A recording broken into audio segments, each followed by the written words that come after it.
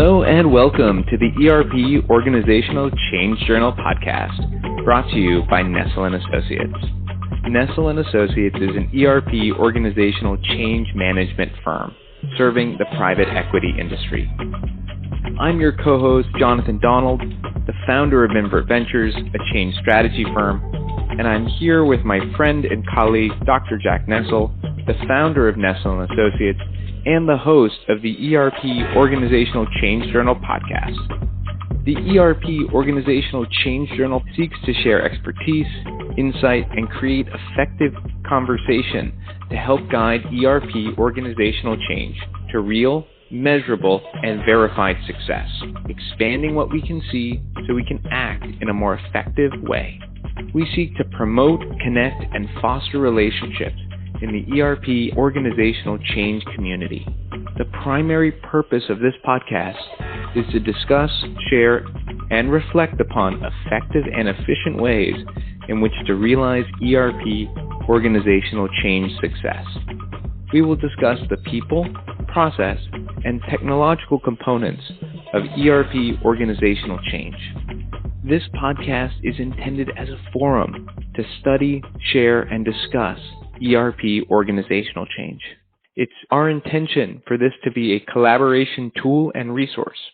We hope that you find this podcast useful as we share lessons learned, discover best practices, and explore the human elements and components of ERP organizational change.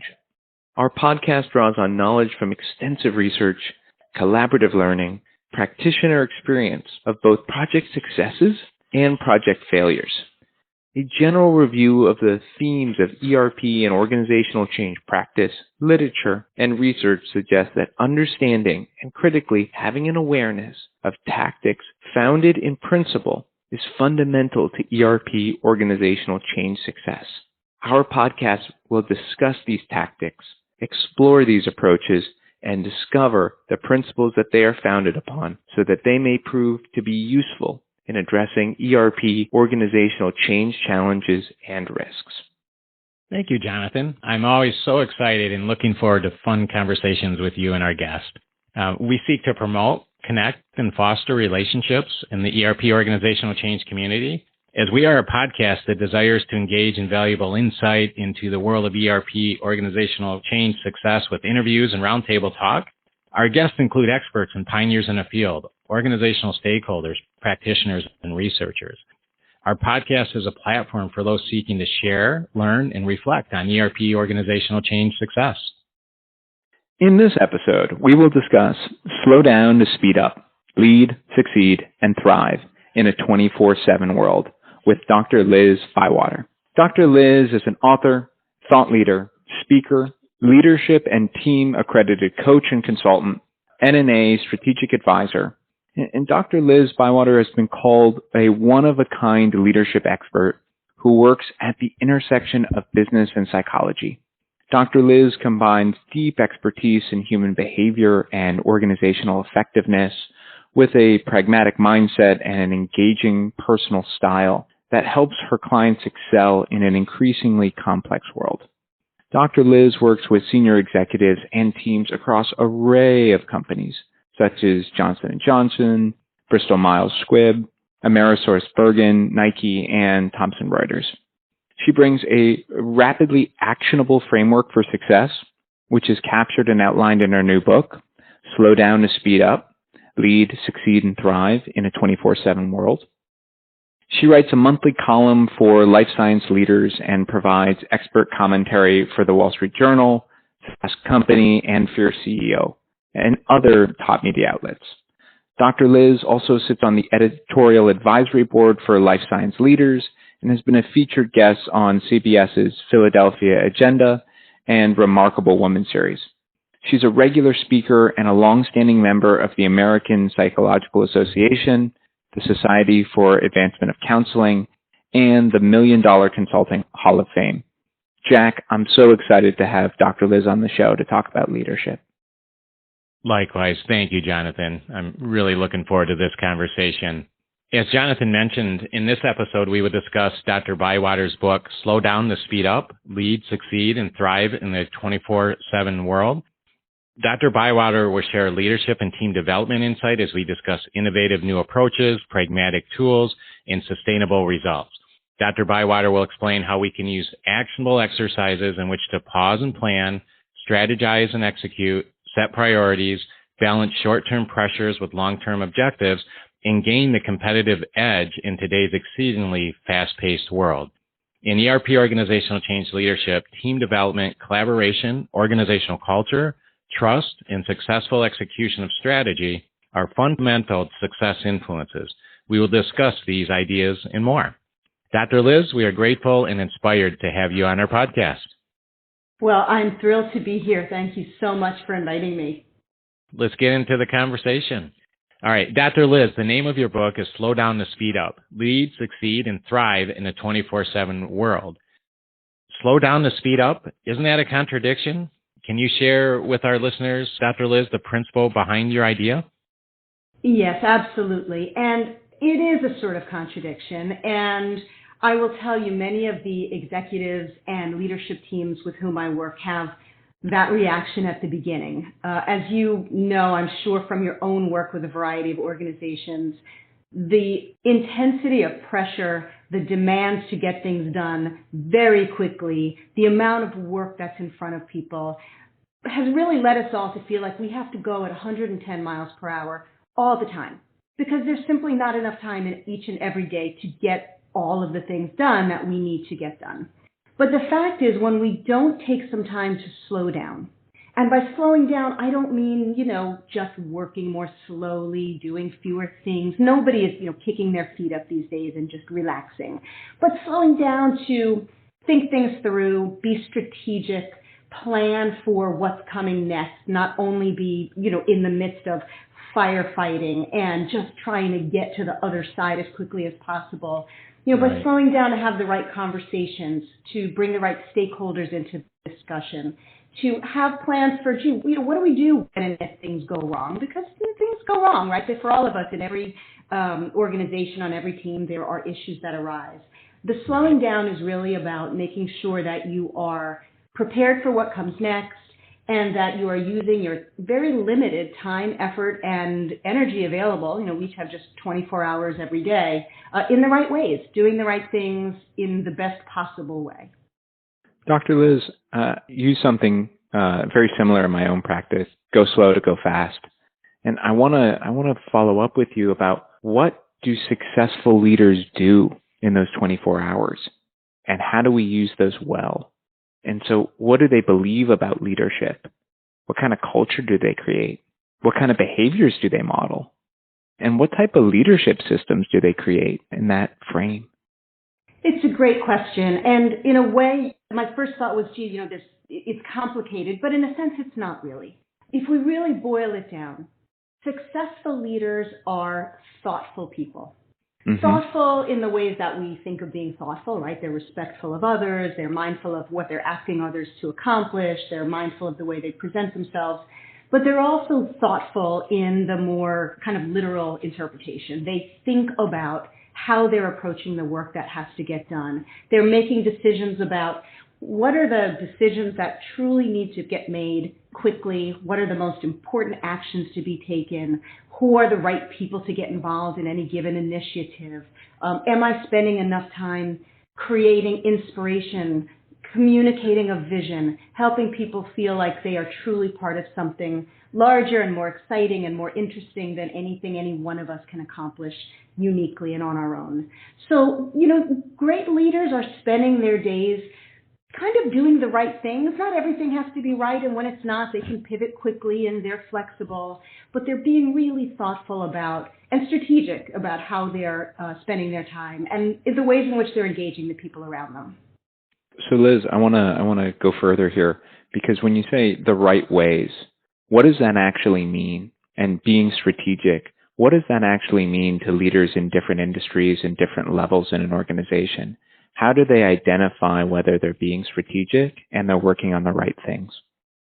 Well, there are a number of ways to do this, and it really starts with taking what I call a strategic pause. And a strategic pause is a deliberate break from the incredible busyness of every day. And this busyness can hit leaders at every level of the organization, right? It can be people who are frontline leaders. It can be people who are CEOs or members of the board. So it's really about thinking about, okay, where do I sit within the organization?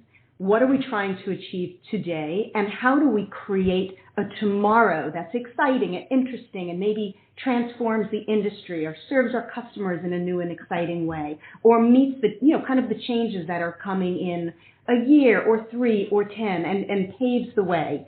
And the more senior you are in an organization, the more time you actually have to protect for thinking these things through and deciding, what are the things that we're doing because they're just in front of us? Maybe we've always done them this way, but they're keeping us busy and they're distracting us from true innovation, from creating more efficient and effective and exciting ways of doing things. And leaders at the most senior levels are also really focused on relationships and influence and motivation, and they're not trying to do it all themselves. And the reason that I say that is, I'm fortunate I work with CEOs across a pretty broad array of industries, and what I find is that the most successful ones have a way of letting go of the jobs they did before they became CEO. So whereas I may work with somebody who was incredibly successful in driving sales or running the whole business development aspect of an organization, they may come into role thinking, this is what I do well, this is why I was hired. But in fact, what they really need to do, and the best ones do this, is make sure that they've got a stellar leadership team, each of whom is an expert in his or her area. And then each of those people needs to make sure that he or she has the right people in each of their organizations, because great leadership is about not doing everything yourself, of course, but getting amazing things done through the collective efforts of the people that are working for and with you. Great insight, Liz. Thank you. You'd mentioned the idea of strategic pause and letting go. And in your book, you also discussed innovative new approaches and pragmatic tools for leaders. Can you share some additional examples? Being able to take that strategic pause and understand the value of that strategic pause and being able to, this idea of letting go, in my view, are very pragmatic, useful tools, right? But can you share some more ideas around that for our listeners? Yes, I'm happy to do that. And really, pragmatism is the bottom line for me. Jack, you may have seen my book, Slow Down to Speed Up. It is not War and Peace. I don't even think it's 100 pages long. It is really designed for people who don't have time to simply flip through pages and pages and pages of material trying to find what's most valuable and useful and pragmatic. So, the mindset that I bring to the materials is all about how do we get things done effectively, well? How do we stop wasting time on things that are no longer important or that are not within our immediate control? And so one of the tools, for example, I simply call CIA, which stands for this particular example for control, influence, and accept. And accept also incorporates sort of making some adaptation to the reality that we cannot particularly change. And I'm sure you found this, that in so many organizations, and really in just daily life, it's so easy to get stuck trying to fix things that we have no ability to fix. Sure. And there's so much frustration about, there are many things we can't control, right? We cannot control many of the things going on in the broader economy. We can't control the fact that this world has been, encompassed in a global pandemic. On the closer level to what people are doing day to day, we can't control necessarily if people in another department aren't carrying their weight and we end up taking on too much of the burden.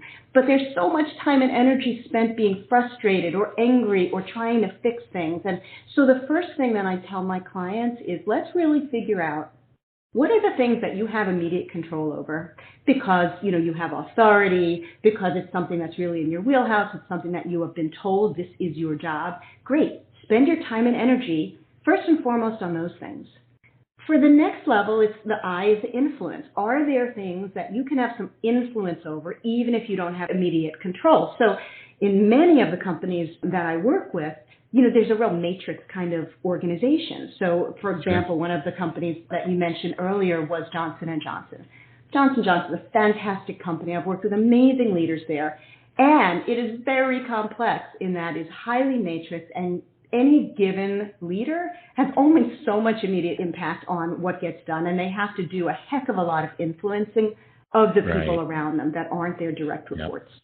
So you spend some time figuring out, how do I have some influence? What are the conversations I need to have? How do I build the case? How do I help somebody genuinely see that if we do something differently, it makes their lives easier and better? So CIA is just a matter of, you take a little time, you take your pause and you figure out, am I spending my time and my energy where I need to, or am I spinning my wheels on the things that are not in my immediate control? And if you are, that's where you first start to make a change.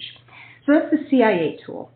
I have other tools that are around, simplifying prioritization, making sure that the things you're working on are truly helping to get you and your team and your organization more rapidly to your goals, that you are aligning what you think is a priority with maybe what your boss thinks is a priority, because if those things aren't aligned, you may find yourself doing something really well that your boss is not all that excited about, because for him or her, that's not where you should be focusing. I have tools that help people think about and really create planning for driving effective communication and relationships with their key stakeholders. Again, simple tool. I call it my Stakeholder Priority Plan, or SPP. And, there's not a tool in the book that anyone will look at and say, my God, this is far too complex. Who has the time to do this?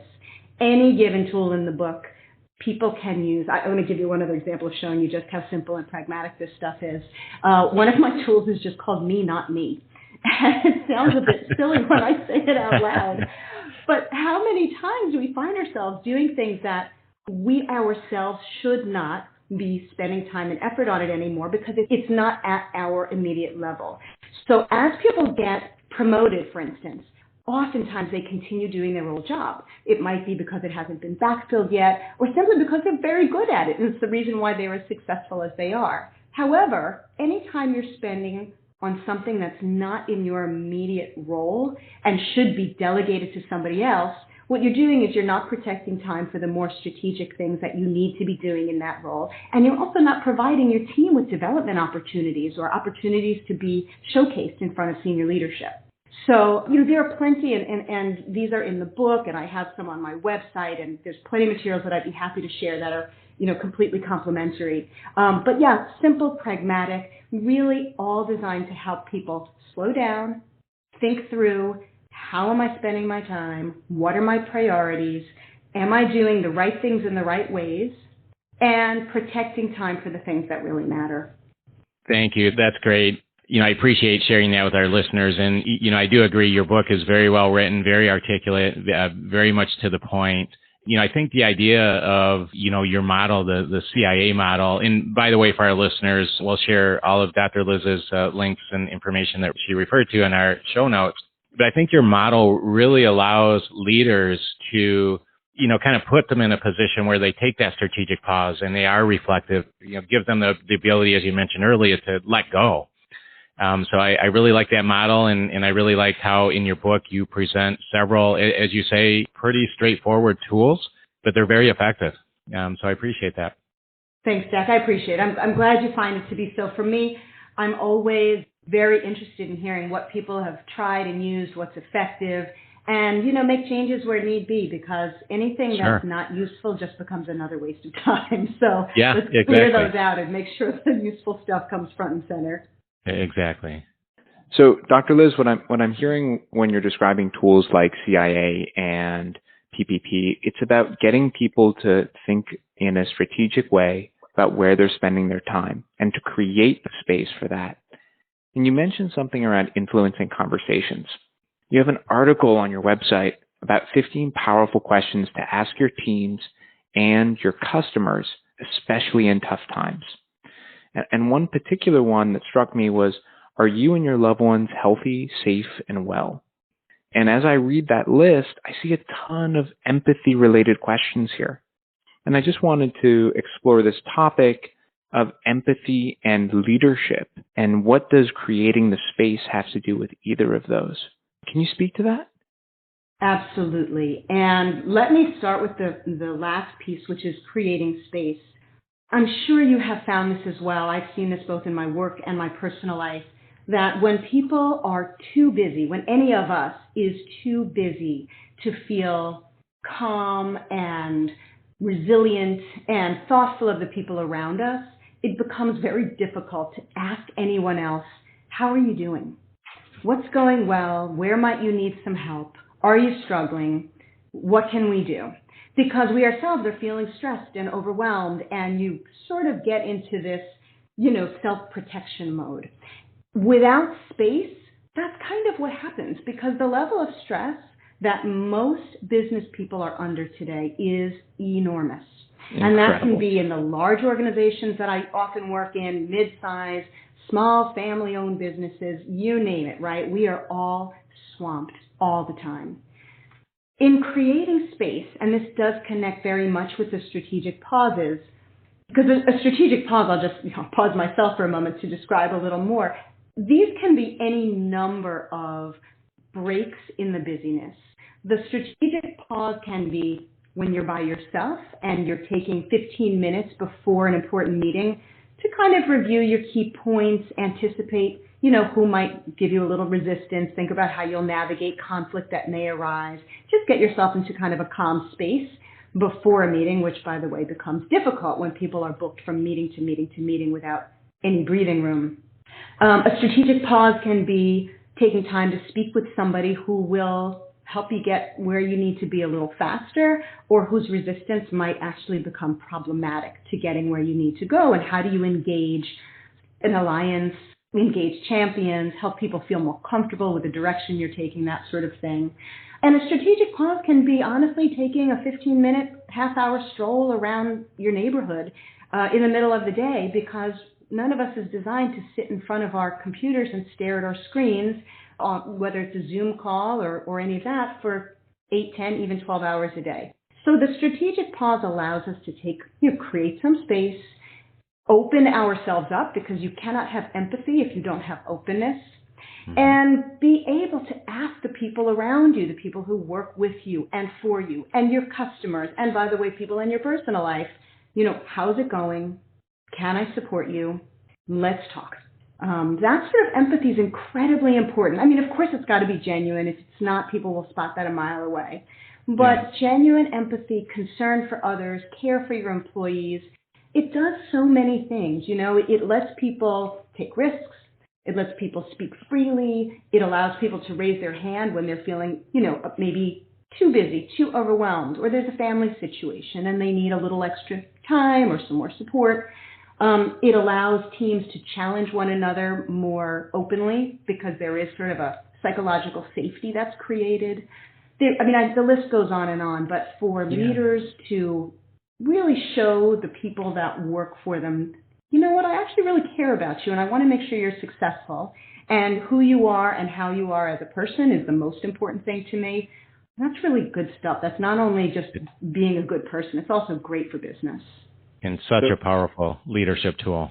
Yeah, Dr. Liz, let's jump in there, because I want to make sure that our listeners hear something I think you said, and I just want to highlight it. If it's tactical empathy for empathy's sake, someone recognizes it and dismisses it as such. And so what I heard in your response was, one of the keys to have authentic empathy is that the condition for that is to have space. Without space, it's very hard to get into the mindset of caring for others and connecting with that authentic empathy. How does that land on you? Am I capturing that correctly? You are capturing it. Absolutely. Oh, yes, absolutely. That's it. Because, if you think of somebody who's got so much going on that they ultimately are under the proverbial blanket, right? Like, sure. I just want to pull the blanket over my head. There's too much going on. Just leave me alone. Let me get it done. I mean, I'm exaggerating, but for the point that we're making, how can you reach out and look at somebody else and say, oh, I notice you there, and I'm interested in how you're doing, and, I actually care. So yes, the creating space, and part of that is self-care. Part of that is, frankly, just finding a way to get enough sleep. It's the basic stuff, right? It's eating well. It's spending time with family.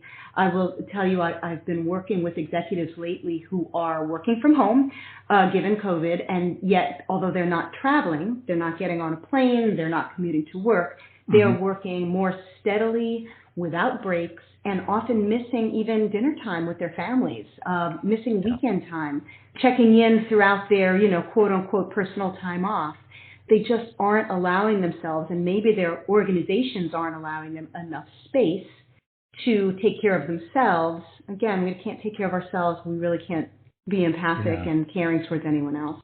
Dr. Liz, I really like this idea of empathy, and there's been a great deal of research that really proves that empathy is a pretty significant tool and a genuine tool for good leadership.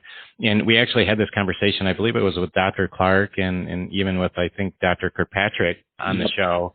But it's really one of my favorite attributes, and I really like the way you described that and the way that Jonathan framed the idea of the value of empathy. But what you're describing and what you teach to your clients and in your book is that empathy, it isn't something you either have it or you don't, right? I mean, it's not something that is a part of your nature just because you're blessed with it. It's something that with a little bit of reflection, if you take pause, it's something you can learn to be better at.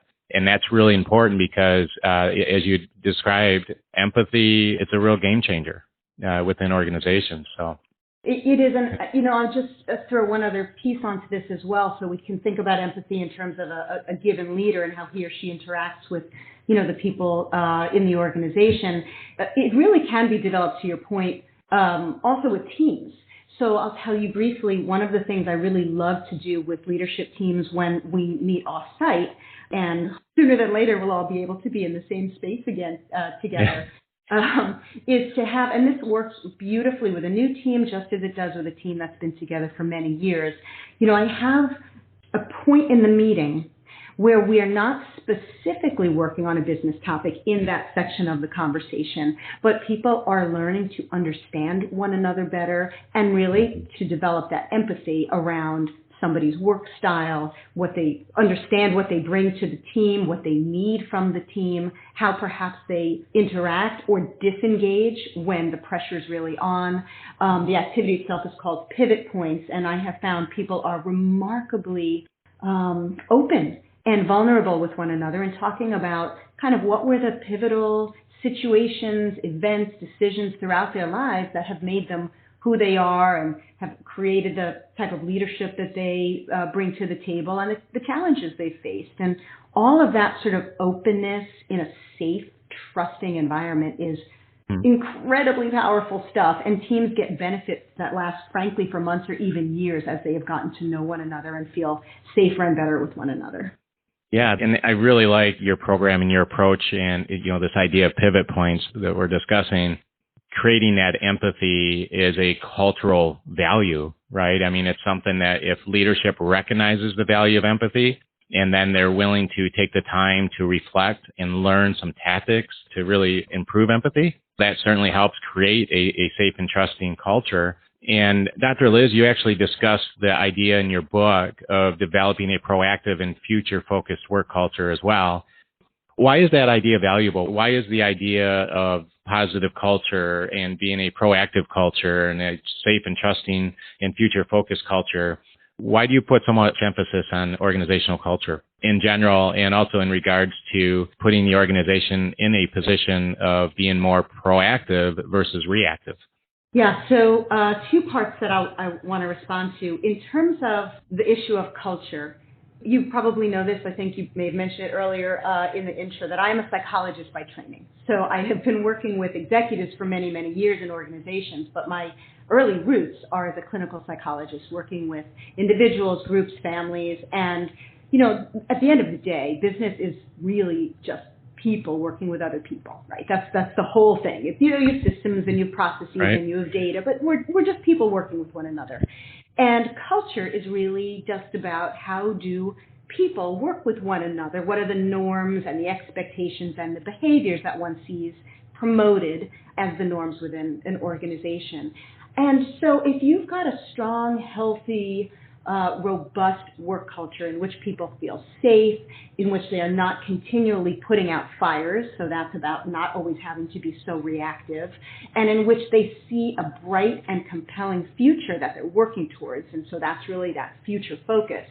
All of these things help people to do their best work, to remain loyal, engaged, happy employees who will speak well about the company, who will, tell their colleagues outside of the company, hey, we've got some great openings. We would love to have your talent. Why don't you apply? Who will interact well with your customers and your clients, and who will stay healthy and well. And you want good, healthy, well people in your company. You don't want people being worked to the bone or to lose their creative spark or their inspiration or their sense of community.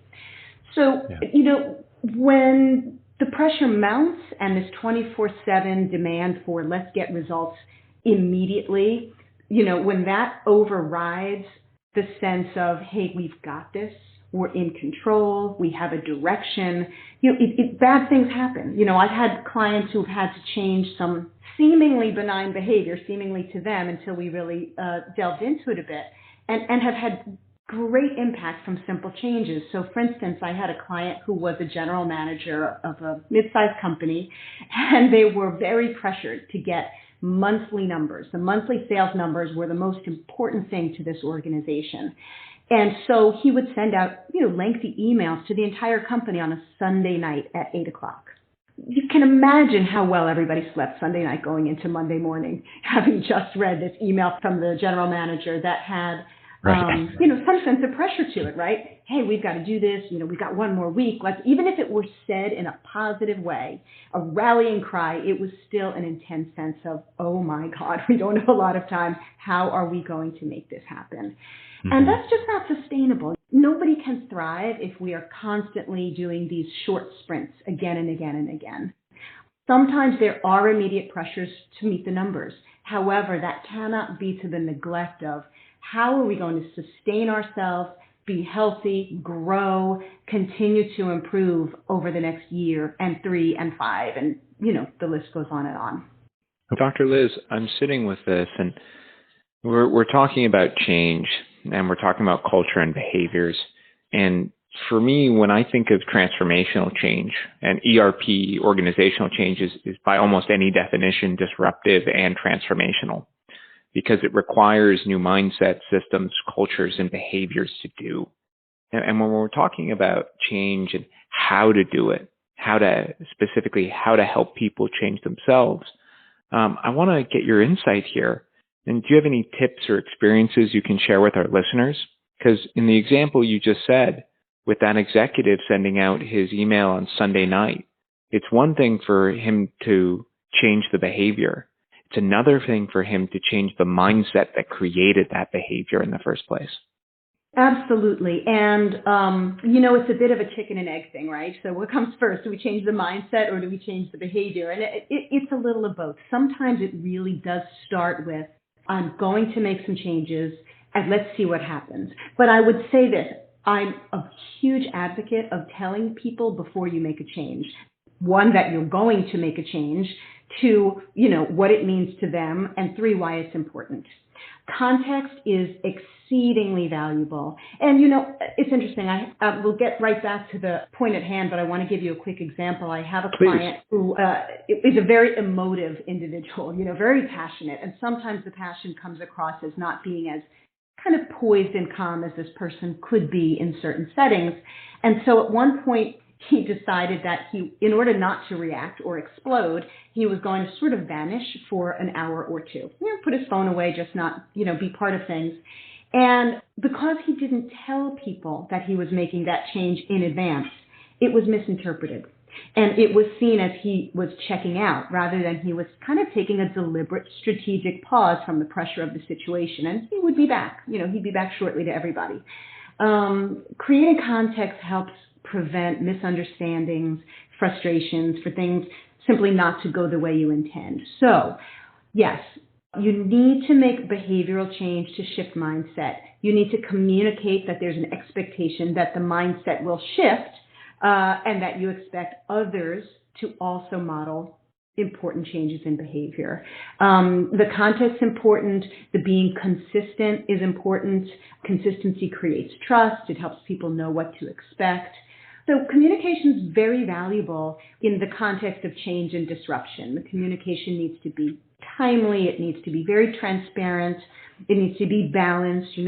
hey, we're excited about what's to come, but, let's be real. We've got some challenges here. We've got it. Here's how we'll handle it. But I don't want to be, head in the sand because, frankly, no one believes a leader who says everything is great when they know it's not. The other thing that's really important is getting a flavor for what is going on within the overall environment of the company. Are there rumors? Are people anxious? Is productivity being disrupted because people are too worried about what comes next? Is there going to be another round of layoffs? Will a manufacturing plant be closed? Are we being asked to do more than we can possibly do? So if you can get a flavor for what are people worried about and what might be getting in the way, that's incredibly helpful. And I also think it allows leadership to provide some really genuine reassurance that, guess what, you guys, our employees, are important to us. You are going to come first. We are going to protect you in every way we can. Again, you're not going to lie to people. You won't give false hope. But you want to provide genuine reassurance that your employees and your customers, for that matter, are always the most important thing. Dr. Liz, there's a lot here. As many of our listeners know, this is a very important topic to me. So when we're talking about change and creating that space for leaders to say to employees or customers, you're the most important, and to recognize that there are things that might go wrong. There may be layoffs, there may be changes that they can't foresee. You spoke to the behavior, you spoke to the mindset quadrants, but what I didn't hear in your answer is the systems piece. So what way does the context sharing of how decisions are going to be made and how information is going to be processed, how does that relate in your model? Well, I think, yes, systems and context really become the framework for a mindset shift and behavioral shift and increased productivity, or at least sustained productivity in the face of disruption. And so, listen, there are layers of this. I'm sure you guys have seen this in the companies that you work with all the time. It starts at the top. So for the CEO to be able to have town halls or other sorts of venues where information is being cascaded, the context is being provided, and then a venue for continued dialogue throughout the organization. The CEO provides high level, and then one layer down within the organization, they have individual meetings within their departments. And then, each manager one layer down has a responsibility to share information and to seek information, because it can't be all a one-way street. None of us does our best just being told what will happen. We also need an opportunity to ask questions, to raise our hands if we think, I don't think that's going to go that well. And let me tell you why. And maybe even to offer some suggestions. Hey, how about we try it this way? And it needs to be genuinely listened to and taken seriously, and not, again, this authenticity piece, right? Super important, because if you pretend you're interested in what people have to say, but you're not, it's not going to go very well. I find so many leaders think that if they ask their employees or other people's opinions, that they need to follow the results, almost as though it's a hidden assumption. Where if you clarify, I'm asking for your input, but I'll still make the decision, we've actually clarified something and people are more interested. Completely agree. Absolutely agree. I think if you ask people for input without stating, I'm going to consider it, and at the end of the day, I make the decision, you really are setting yourself up for people feeling dismissed and unimportant or duped. So yeah, and there has to be a process, by the way. I think this is sort of starting to go away at this point, but there was a movement around, we really don't have decision makers. Everybody gets an input and everything is consensus driven and nobody leads. But every organization needs leadership. Every family needs leadership. Every culture needs leadership. So we really do need to be honest with people. We want to hear what you have to say. We will absolutely consider it with authenticity, and it's meaningful. And once we make a decision, we need everybody on board, and let's, get things rolling. Yeah, absolutely. So Dr. Liz, as I listen to your great response, very insightful, I'm hearing words such as rumors, plant closure, layoffs, listening to employees. Employees are important to us, authentic leadership. And if I had to distill down your response to Jonathan's question in one word, again, for me, it circles back to empathy. I think that being able to reflect and really caring about those things that are important to the employees It comes down to empathy and developing empathy. And like you just said yourself, I think 2 or 3 times is listening and effective listening and being authentic. And again, I'm going to circle back to your pivot points that you mentioned earlier. I think that's where the value of your pivot points exercise, again, is so critical, because it takes something that is proven very conceptually significant and makes it a little more tactical, right? A little more something you can bite into and make applicable to the organization. I hope that makes sense, but I would absolutely distill your response down to one word, and that would be empathy. It's true, and it's so interesting because, I think empathy and listening and communication and all that, we could easily say, oh, that's the soft stuff, right? Those are the soft skills. We want to talk about sales and revenues and, metrics, hard business. And of course, for-profit businesses need to think about revenues and all of those kinds of metrics. However, again, it might sound a bit silly, but really you have to boil it down to just the people element, right? We are people working with people. And if you don't have empathy and you can't build trust and you don't know how to work with one another effectively, you're never going to hit those numbers. And in fact, businesses that don't have that solid sense of safety and trust and sort of a psychological contract within the organization, just, it can't succeed for any length of time. Right. So Dr. Liz, you mentioned trust a couple of times there, and I know you have a few nice articles on trust and leadership, and I want to share these with our listeners, but one is facing a pivot point with your leadership team. Who can you trust? Another one is 5 signs your team's got a hidden trust problem. And you have a nice video, I thought, on how leaders develop trust. So can you speak more to trust and why is it so important in leadership, and what is the effect for organizational culture? Yes, absolutely. Well, listen, trust is really at the foundation of any relationship or any set of relationships. If I trust you, I have a sense of safety.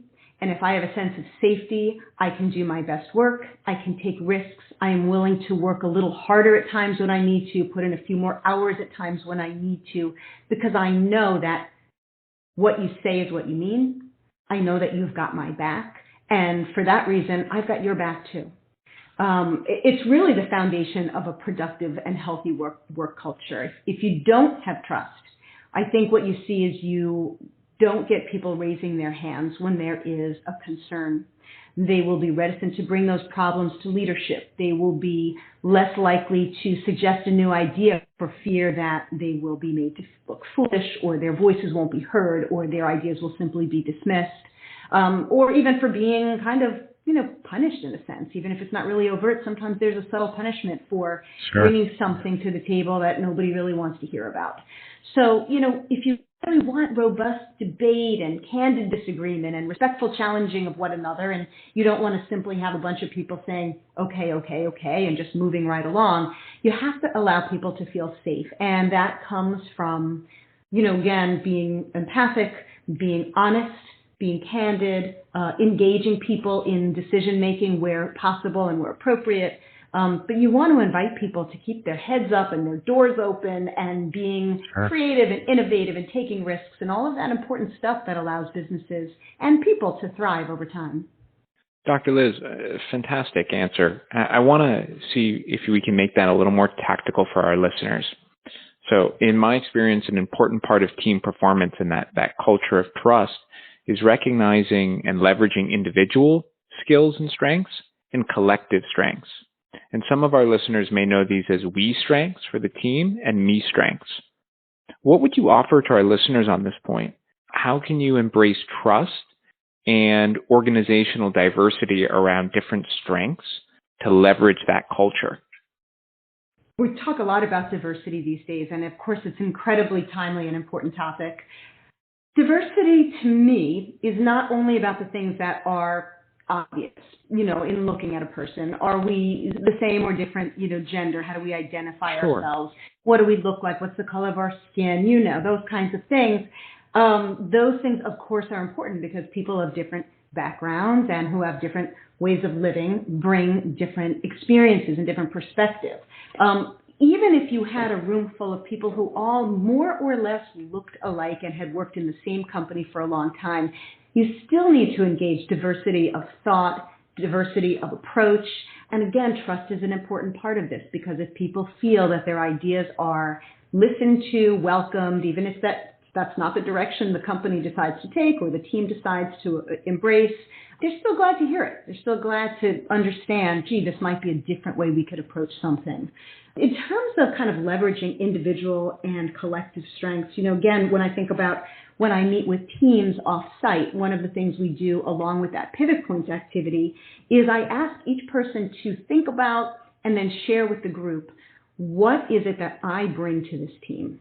And I tell people, please do not be shy. This is not a place for being humble. We're not here to beat our chest, but we are certainly here to say, you know what?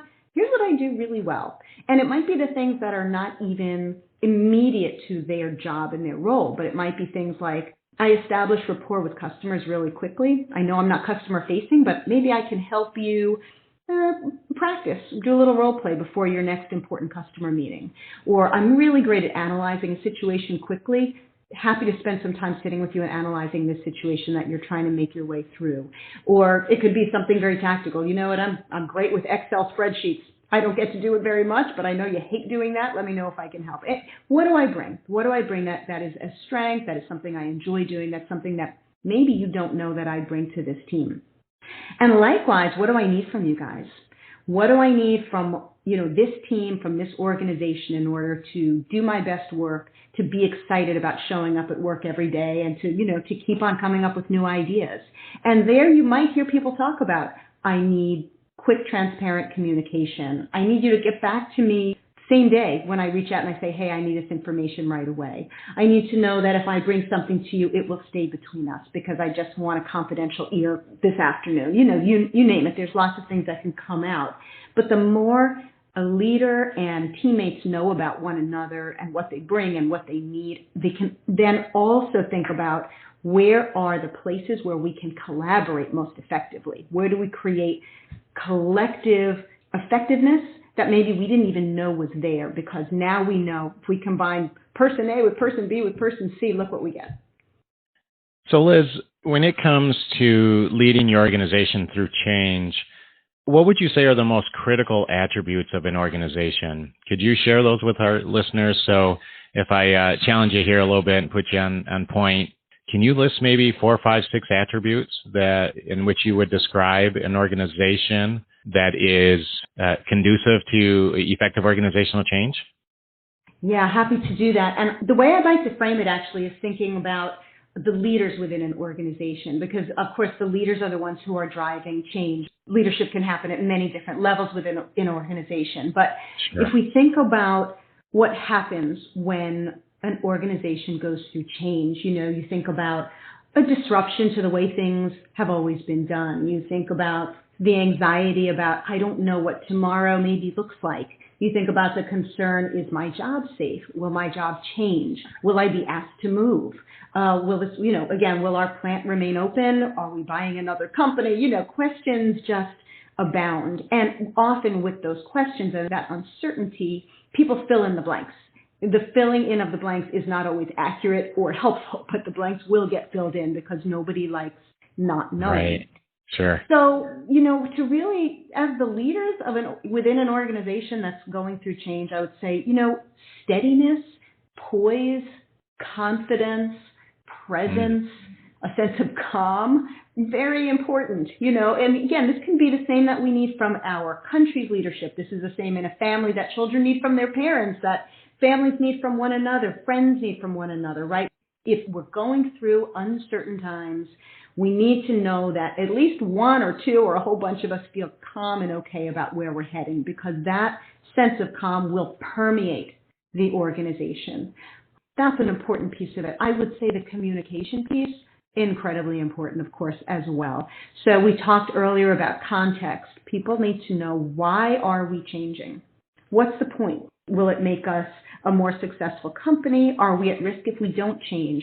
Are we trying to get into a different market? Why is that important? Are we branding ourselves differently? Why do we need to do that? What's the outcome we're looking for? What's our vision? Why should we be excited about this? Why should we embrace all the disruption that this brings? So, what's going to happen? What's the nature of the change? When will it happen? Why is it happening? I think also conveying genuine support.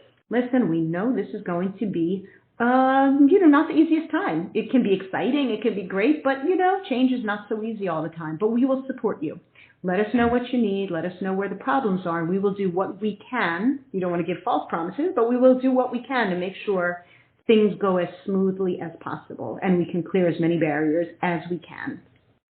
And, again, really the idea is the more you can help people see what's happening, how quickly it's happening, how it will impact them, and what you're going to do to help ease the disruption, you will help reduce anxiety, reduce uncertainty, and really make the entire organization much better prepared and ready to navigate and really drive meaningful and successful change.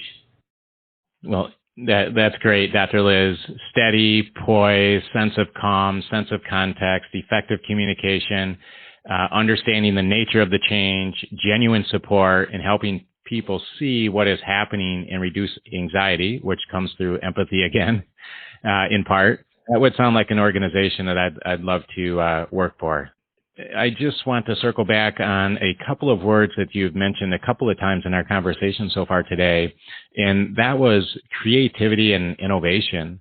And you actually have a nice article called Inspire Creativity and Innovation Across the Organization. Can you elaborate a little bit further on some tactical ways in which to advocate for this within your organization? What are some ways that you can really not just use creativity and innovation as a bit of a buzzword, but what can the organization do to actually head in that direction and create that type of environment and atmosphere for their employees? There are actually there are a good number of things that can be done, some of which I find are being done in the best organizations, and some of which, a little reminder is all it takes. And then there are some companies that it's much more difficult because it is a type of change. They're used to being kind of, the steady drumbeat. But here are a few things that almost any leader in an organization can do to inspire that sort of creativity. One is simply, share stories about when somebody or a team or a department tried something new or different that was successful. Start showcasing it. Hey, you know what? These folks did something different and look what happened. And I'd like you to think about ways you can do things differently and see what happens. And I'd like you to share them with me. So you literally are just inviting that sort of change, and you are showcasing where it's worked well. I would also share some examples where things have been done differently, maybe some risks have been taken, and maybe it hasn't gone so well. But you don't present it in a way that is shaming or punitive, and you don't necessarily call people out for it, but you say, you know what, here's an example of something that didn't go so well, but hey, we're really thrilled that people are taking some risks and doing things differently. And guess what? We learned some stuff. We learned some things that will really help become building blocks for what we try next. And so again, keep going, keep trying some new things, because that's what we love to see. And along with that, of course, I would really reward creativity and innovation, not only productivity and getting things done. There needs to be words, it needs to be actions, sometimes it needs to be monetary rewards, or, it could be as simple as a thank you note. It doesn't have to be something that's terribly expensive.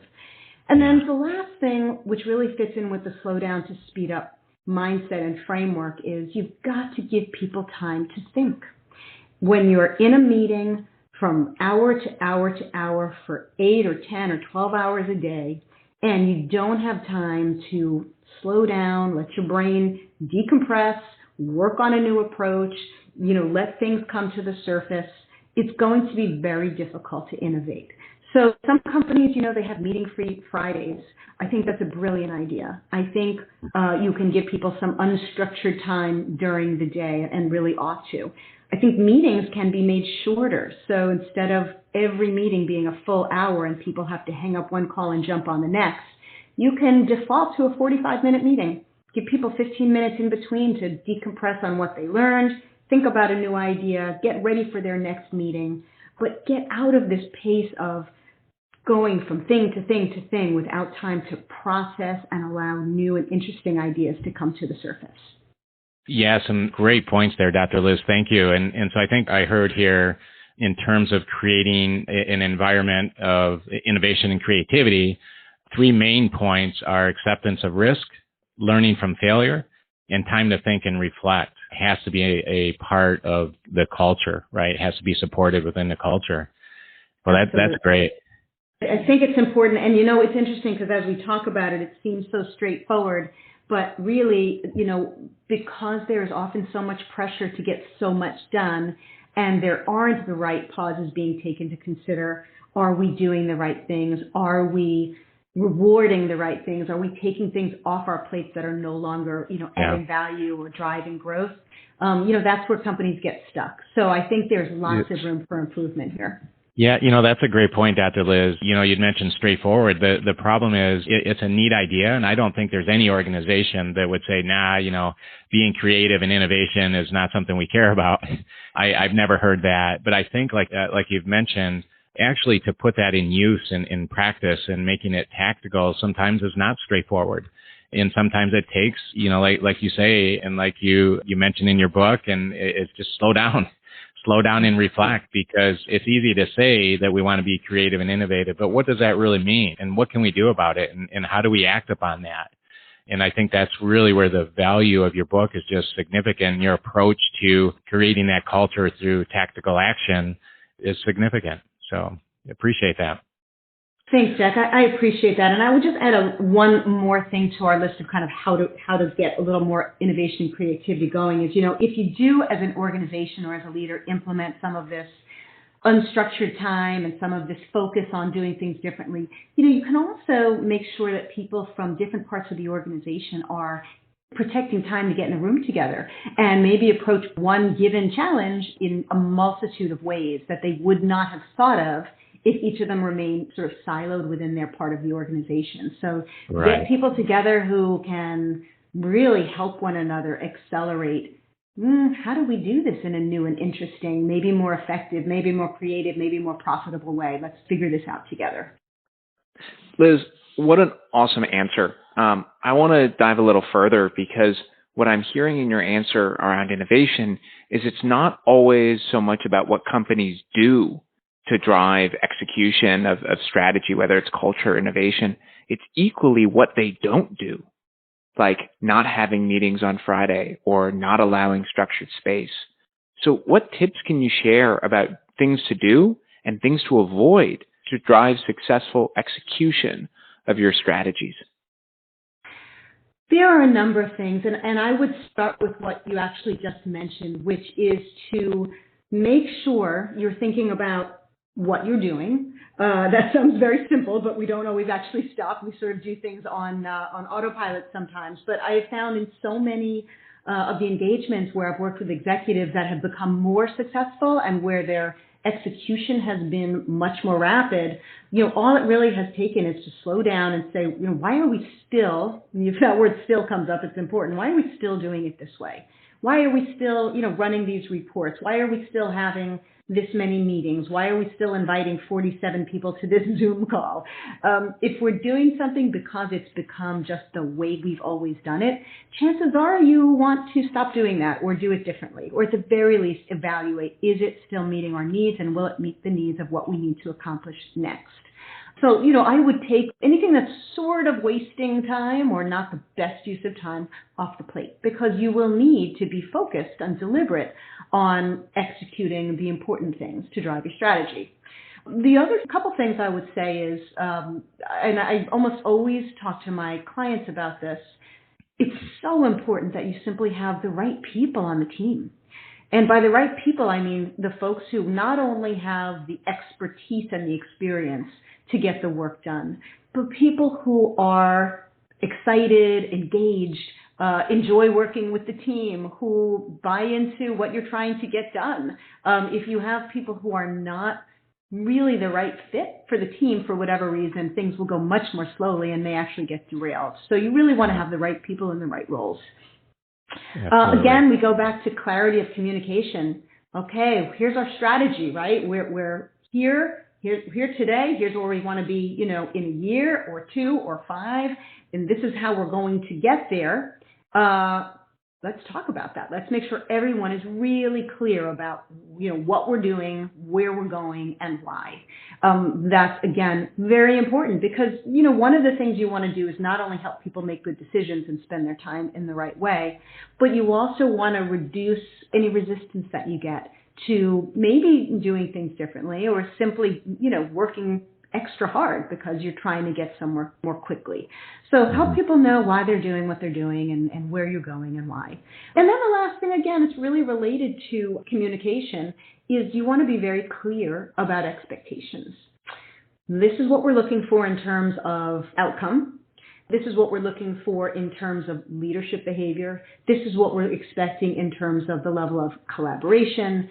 So you've got your hard metrics, like, you have to hit these numbers by this time. We have to implement something by this date, that sort of thing. But again, let's not forget that the how, the behavior, the leadership, the team effectiveness, all of that, really important stuff to be clear about so people know what you're looking for.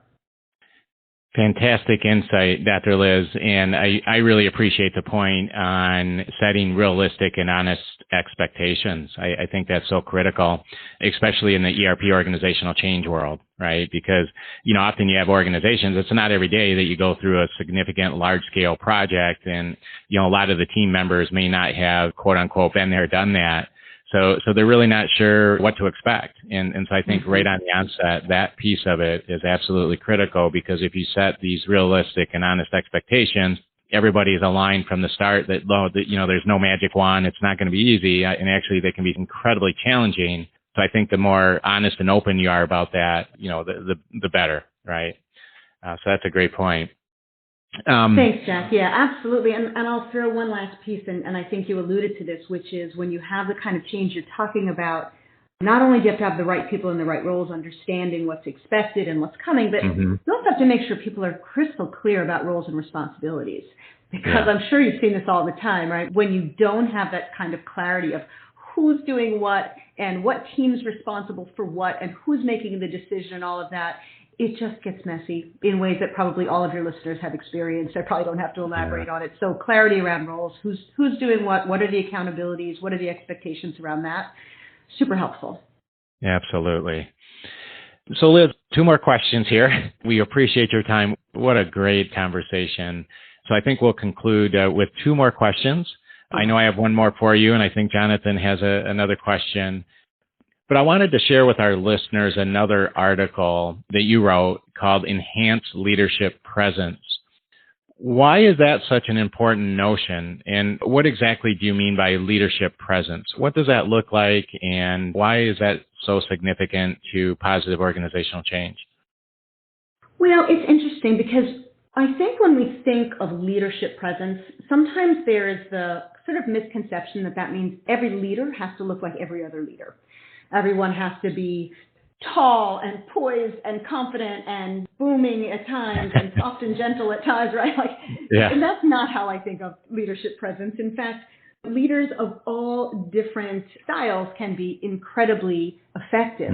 But I think knowing for each of us to know ourselves, what is our personal style? I mean, I have very effective clients who are very effective leaders, and they have a kind of calm, quiet poise that helps everyone feel kind of safe and comfortable, and they know what's coming next. And every now and then I might coach them to sort of punch it up a little bit just so the passion comes through. And I talk to my clients sometimes about the E.F. Hutton moment. I don't know if you guys remember E.F. Hutton, or how much of the audience is old enough to remember those E.F. Hutton commercials. But, it's like when E.F. Hutton talks, because E.F. Hutton never really spoke. When E.F. Hutton talks, people listen, right? And that's presence, right? To be calm and poised and thoughtful and analytical, but punch it when you need to. That's a kind of leadership presence. For others, it is about being inspiring and charismatic and big and bold and helping people. Everybody turns ahead when that person walks in the room. And that's another kind of leadership presence. But I really think at the end of the day, presence is important in an organization because, again, it goes back to this confidence that it instills among the organization. And that it also, by the way, can instill confidence in customers and investors and the board and, all other important stakeholders.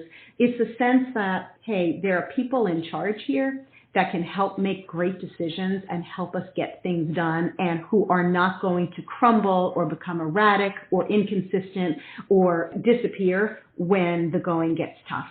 Poise just helps people feel like, yeah, you know what? I know you can take what's coming and, I'm in this with you. We're in it together. One of the things, Liz, you'd mentioned that leaderships and attribute, there's so many different types of leaders, right? I mean, there's leaders that are introverts. There's some that are on a very opposite end of that spectrum and everything between. So it can be very challenging to, look for common denominators between leaderships, and especially in terms of personality traits, right? I won't get into it now, but you make a great point. I'm going to put this article in the share notes for our listeners, but I just finished reading an article. You probably heard of Peter Drucker, but he did an article, What Makes an Effective Executive, and very much aligned with this whole conversation and some of the points that you mentioned. But I'm going to leave it a mystery for our listeners, but I encourage you to check out this article where he describes 8 practices, actually, that make leadership effective.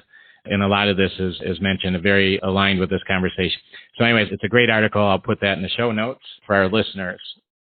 Liz, this has been an awesome conversation on leadership and creating space and how it links to empathy. And there's so many different angles I see that we've brought up here. This is my favorite question to ask. So if you hear the smile in my voice when I read it, that's where this is coming from. If you have to distill all of your years of experience, expertise, and research into actionable advice for our listeners, what would you say? And I want to prime you with, what would you advise them to see? What would you ask them to do? And how would you ask them to be? Wow, this is a great question, and not an easy one to answer because I really want to make sure I'm providing some concise clarity for you and your listeners. Listen, I think if we think back to some of what we talked about earlier, really this framework of slow down to speed up, I really think that this is important for all of us, and I apply this to myself as much as I possibly can, and I'm not always great at it, so, I don't want anybody to think I don't know how really difficult it is to slow down in the very busy, demanding world in which we all live. But what I would like people to walk away with is the fact that, listen, we know the world's not going to get any less complicated. We know that life is not going to slow down for us. We know the work demands will not simply, dwindle over time. So there is opportunity here to be thoughtful and deliberate about how we're spending our time, how we're interacting with the people around us, what we're spending our time doing, how we're making our decisions, really building on who we are, what we love to do most, where we add the most value, and to be willing to say no to things that are no longer of interest, of value, a source of excitement and inspiration, because we simply can't do everything. We have to make decisions, and every leader, every team, every business, and every individual can and should be thoughtful about the ways in which we go through the world in order to be rewarded, successful, effective, and, simply happy. I love that answer. Yeah, same here. Such powerful advice. Liz, thank you so much for your time today. We truly appreciate your work. For our listeners, please check out Slow Down to Speed Up, Lead, Succeed, and Thrive in the 24/7 World. We recommend Dr. Liz's book for anyone serious about effective leadership and performance, and especially really understanding some highly tactical approaches and advice as well. Liz, thank you again, and be well, and we'll talk soon. Thank you so much. It was really great being here with both of you, and look forward to speaking again soon. Take care. Please join us in our next episode, Private Equity, IRR, EBITDA, and the Value of ERP, with Mr. Pete Malone. Mr. Malone is a member of SAP's private equity team as Director of Private Equity and Strategic Initiatives. Mr. Malone has been with SAP for nearly 10 years and currently works with private equity firms on merger and acquisitions and carve-out assistance, and also supports SAP customers on growth-ready platforms and scalable cloud solutions. Please join us again next week. Listeners, thank you for joining us on today's episode. We are incredibly excited and grateful to have friends, colleagues, and mentors join us on our podcast. We have an incredible lineup of guests, including ERP and organizational change speakers, authors, professors, researchers, pioneers in the field, practitioners, PE partners, business executives, ERP vendors, and organizational stakeholders. We invite you to leave us feedback and a review because we want to make this the most useful and insightful podcast you listen to, and we need your help to do so. Thank you, listeners, for being with us again this week as we seek to, 1, promote, connect, and foster relationships in the ERP organizational change community, 2, contribute to the field of ERP organizational change, and 3, bring research and practice closer together. Please join us again next week as we discuss the latest ERP organizational change research, practice, and stories. Our podcast will draw on knowledge from extensive research, collaborative learning, and practitioner expertise and experience. From everyone here on the team, Jack and myself, we wish you a great week, and we hope to see you again soon on another episode. Hashtag the ERP Organizational Change Journal. Have a fantastic week. Bye for now.